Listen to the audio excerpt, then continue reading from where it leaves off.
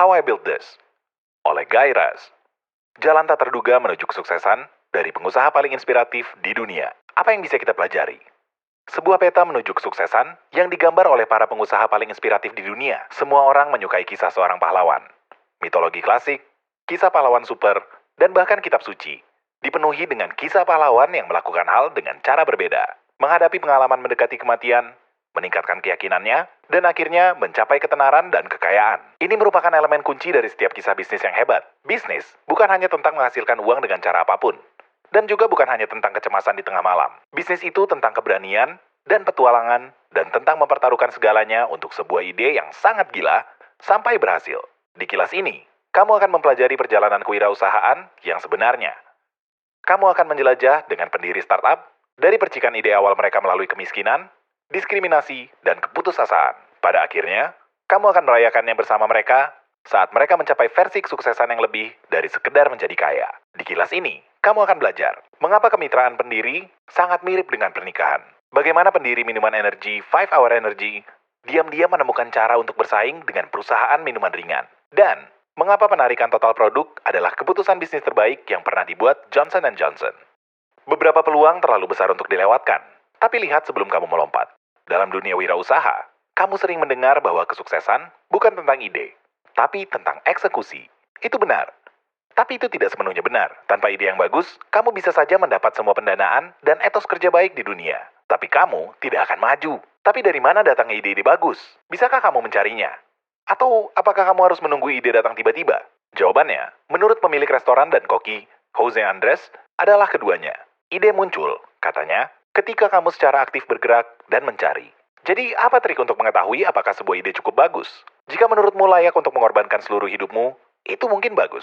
Pada tahun 1984, kehidupan Jim Koch berjalan baik. Dia adalah seorang konsultan manajemen besar, siap untuk menjadi orang kaya sehingga anak-anaknya tidak perlu khawatir tentang uang. Tetapi dia tidak senang dengan pekerjaannya, dan dia memiliki perasaan yang mengganggu bahwa ada celah di pasar untuk craft beer. Bir dibuat dalam skala kecil. Khas Eropa yang kebetulan merupakan bisnis lama keluarganya. Keluarga Jim ngeri membayangkannya meninggalkan pekerjaannya. Tapi bagi Jim, pilihannya jelas. Keluar mungkin menakutkan, tetapi kemungkinan penyesalan di masa tuanya jika dia melewatkan kesempatan itu sangat mengganggu.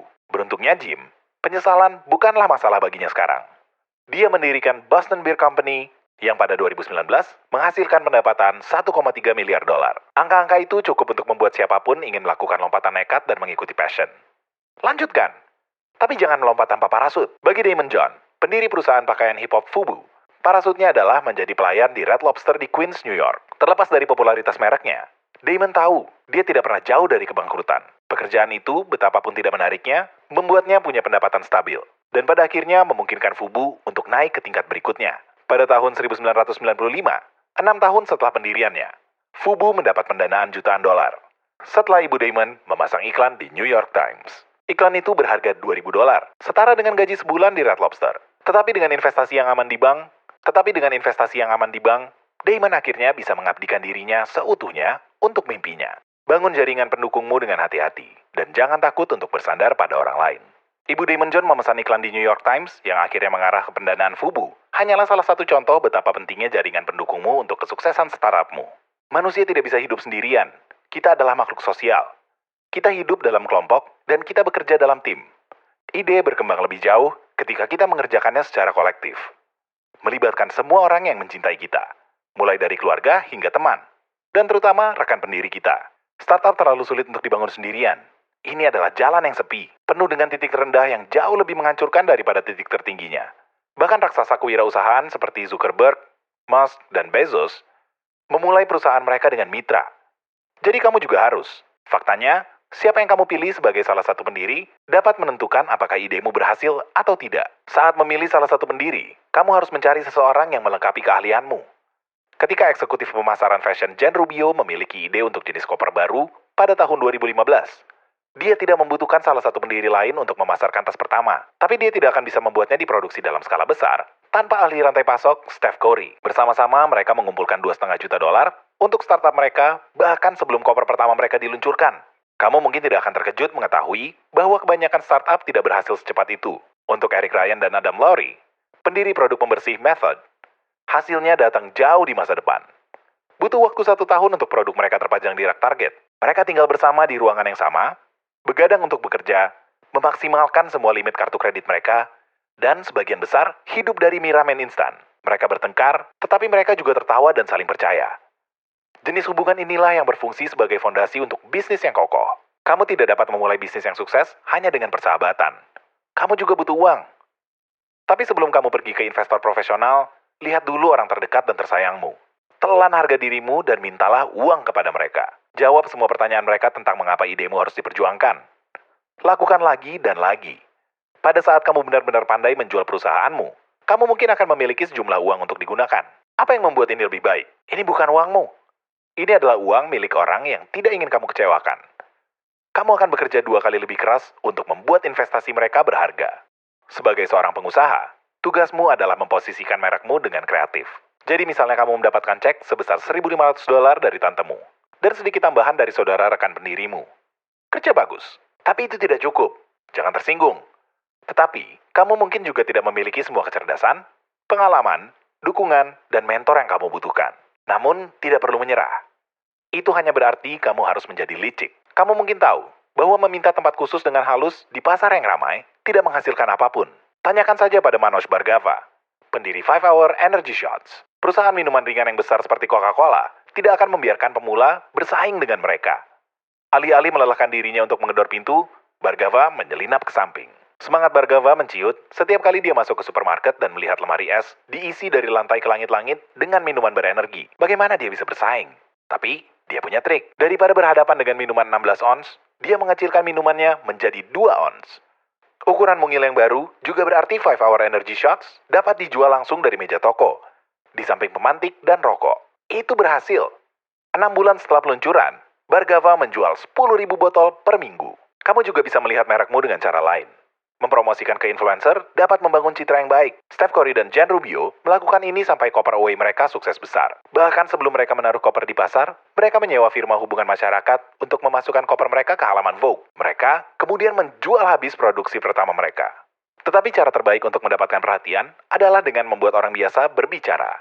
Seperti yang dikatakan CEO Facebook Mark Zuckerberg, tidak ada yang mempengaruhi orang lebih dari rekomendasi dari teman terpercaya.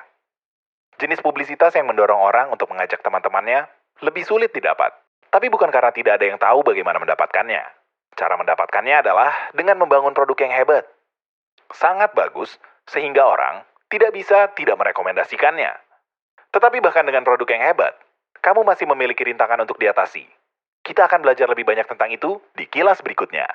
Tetap fokus pada gambaran besar saat semuanya menjadi rumit. Mungkin sejauh ini kamu berpikir, kewirausahaan terdengar oke. Kamu memulai sebuah perusahaan dengan sahabatmu, mendapatkan uang dari keluarga, makan banyak mie instan, dan hal berikutnya yang kamu tahu, kamu menjadi Elon Musk baru. Tidak begitu caranya. Kewirausahaan jauh lebih sulit. Kewirausahaan tidak wajar bagi kebanyakan orang. Tapi ada satu titik di mana kewirausahaan lebih sulit daripada yang lain. Ketika investor tidak menelponmu kembali dan tidak ada yang membeli produkmu. Ketika ketidakpastian menjadi terlalu banyak, inilah yang disebut salah satu pendiri Y Combinator Paul Graham sebagai palung kesedihan. Sebagian besar pengusaha tidak berhasil melewatinya. Triknya sederhana. Teruskan saja, perkecil hal-hal kecil dari masalah startupmu, dan lihat gambaran besarnya. Kamu harus terus berharap bahwa satu dorongan terakhir akan membawamu ke sisi lain. Bagi banyak pendiri startup, jalan keluar dari kesedihan adalah investasi. Faktanya, banyak yang menganggap investasi sebagai tujuan akhir. Titik di mana mereka akhirnya dapat duduk dan menerima gaji yang layak untuk pertama kalinya dalam beberapa tahun. Tetapi, uang itu tidak gratis. Venture capitalist, pemodal ventura, ada untuk mengambil saham perusahaanmu yang berharga sebanyak mungkin. Itu satu-satunya pekerjaan mereka. Dan menandatangani term sheet hanyalah awal dari hubunganmu dengan visi. Tetapi hanya karena kamu mendapatkan uang visi, tidak berarti kamu sudah sukses. Dan tidak mendapatkan perhatian dari visi, tidak berarti bisnismu buruk atau hancur. Visi tahu uang. Tetapi, mereka tidak tahu bisnismu lebih baik daripada kamu. Dan terkadang mereka bahkan tidak tahu industrimu. Tugasmu adalah membangun produk hebat dan menjualnya kepada pelanggan. Jika kamu melakukannya dengan cukup baik, uang akan datang. Tetap fokus pada produkmu tidak berarti kamu menutup mata. Kamu juga harus terbuka dan realistis tentang peluang di sekitarmu. Seperti Stacy Madison dan pacarnya saat itu, Mark Andrews. Mereka menjalankan bisnis kiosk sandwich yang sukses di Boston. Membagikan keripik pita panggang kepada orang-orang yang mengantri. Orang-orang sangat menyukai keripiknya.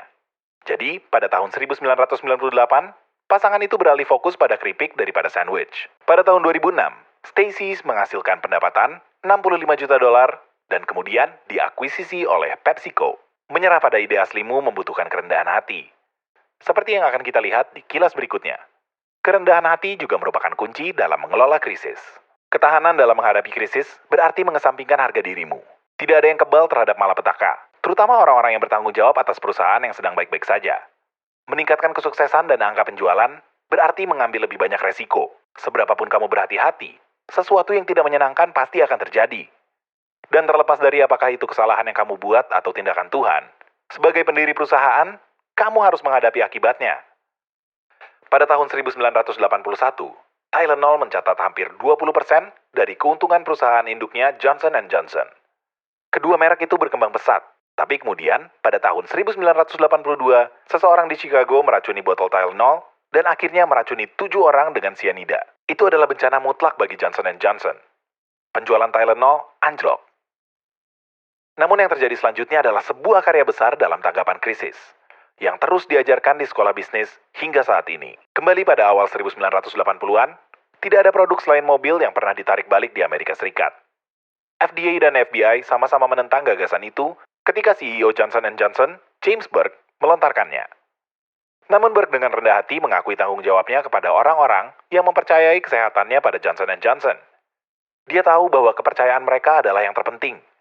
Jadi dia membuat keputusan untuk menarik kembali lebih dari 31 juta botol kapsul Tylenol di setiap rak di Amerika. Terlebih lagi, produk akan diluncurkan kembali dengan kemasan baru yang tahan kerusakan. Seluruh penarikan kembali menelan biaya lebih dari 100 juta dolar. Tapi tindakan Burke yang tegas dan transparan tidak ternilai harganya. Dalam 2 bulan, harga saham Johnson & Johnson telah kembali ke level tertinggi sebelum krisis. Pada akhir tahun 1983, Tylenol telah merebut kembali hampir semua pasar pereda nyeri. Kepemimpinan yang baik dapat menyelamatkan bisnis saat terjadi bencana. Tapi apa jadinya jika para pemimpin itu kacau balau? Ingat pendiri Method Eric Ryan dan Adam Lowry dari kelas 2 yang memiliki kantor bersama, bertengkar karena makan ramen. Jika menurutmu itu terdengar seperti pernikahan, ya, Eric sendiri yang mengatakannya terlebih dahulu. Setelah Eric dan Adam meluncurkan lini produk baru pada tahun 2008 yang gagal, mereka saling menjatuhkan. Eric mengatakan bahwa mereka bertengkar selama beberapa tahun. Kemitraan itu dalam bahaya serius. Tetapi mereka lebih berkomitmen pada tujuan mereka yang lebih luas daripada perseteruan kecil mereka. Pada akhirnya, dengan kesabaran dan kepekaan, mereka berhasil melewati masa sulit dan menjual perusahaan Method pada tahun 2012 dengan jumlah yang tidak diketahui. Bisnis yang mengutamakan misi menemukan kesuksesan dengan lebih mudah. Bagian paling menakutkan dari kewirausahaan bukanlah kegagalan, tetapi kesuksesan. Ini mungkin terdengar berlawanan dengan intuisi. Tetapi pikirkanlah, jika kamu terus-menerus berjuang untuk sesuatu, setidaknya kamu memiliki visi untuk diusahakan. Setiap hari terasa seperti pertempuran untuk bertahan hidup. Jadi kamu tidak terlalu memikirkan perjuangan panjang. Tetapi begitu kamu mencapai kesuksesan, kesinambungan dan warisan menjadi isu sentral. Jika kamu ingin membangun perusahaan yang bertahan lama, kamu harus kembali ke motivasi yang membuatmu memulai. Apapun itu. Sukses dalam bisnis tidak semata-mata tentang keuntungan, tapi juga tentang tujuan. Tetapi, hanya karena kamu belum mendapatkan untung, bukan berarti kamu tidak boleh memikirkan tujuanmu. Perusahaan yang mengutamakan misi memiliki kinerja yang lebih baik, di masa sulit maupun setelah mereka berhasil. Itu karena pendiri dan karyawan mereka termotivasi oleh sesuatu selain uang. Dan karena itu, kecil kemungkinannya untuk menyerah ketika keadaan menjadi sulit. Jen Hyman punya banyak alasan untuk berhenti dari startupnya. Rent the Runway, layanan penyewaan desainer online. Seksisme dan chauvinisme yang dialami ketika menawarkan bisnisnya kepada venture capital yang biasanya dipimpin oleh laki-laki, melelahkan dan menurunkan moral. Pada satu titik, seorang mitra di sebuah perusahaan visi bergengsi meraih tangannya dan berkata, "Ini sangat menggemaskan. Kamu bisa mengenakan gaun cantik seperti itu." Pada satu titik, seorang mitra di sebuah perusahaan visi bergengsi meraih tangannya dan berkata, "Ini sangat menggemaskan. Kamu bisa mengenakan gaun cantik seperti itu. Ini pasti sangat menyenangkan bagimu." Siapapun akan berhak untuk marah. Tapi Jen Hyman tidak membiarkan dirinya terganggu oleh kemarahan. Dia tidak bertemu dengan visi ini untuk menjadi kaya. Dia melakukannya karena dia percaya pada tujuan perusahaannya, yaitu membuat wanita merasa hebat. Misi Hyman menjadi pelindungnya melawan semua seksisme, kenegatifan, kekecewaan, dan ketidakpastian. Pada akhirnya, misi dan visi Hyman membantu Rent the Runway mencapai valuasi $1 miliar pada 2019. Tetap setia pada misi dan nilai-nilaimu, membuat pengambilan keputusan juga jauh lebih sederhana. Mengetahui apa yang kamu perjuangkan, membantumu mengingat bisnis yang kamu jalani, begitu pilihan dan peluang mulai datang. Seperti yang telah dipelajari oleh banyak pengusaha sukses, ada kekuatan dari menjadi otentik. Semakin cepat kamu mengisolasi misimu, semakin cepat kamu akan menemukan kesuksesan. Ringkasan akhir. Pesan utama di kilas ini. Perjalanan kewirausahaan jauh lebih sulit daripada yang dibayangkan. Memulai perusahaanmu sendiri bukan hanya pekerjaan. Ini adalah proses yang memakan banyak waktu yang berpotensi mengubah hidupmu atau memberinya makna baru. Jika kamu berhasil, kamu tidak akan hanya kaya. Kamu akan menemukan tujuan hidupmu.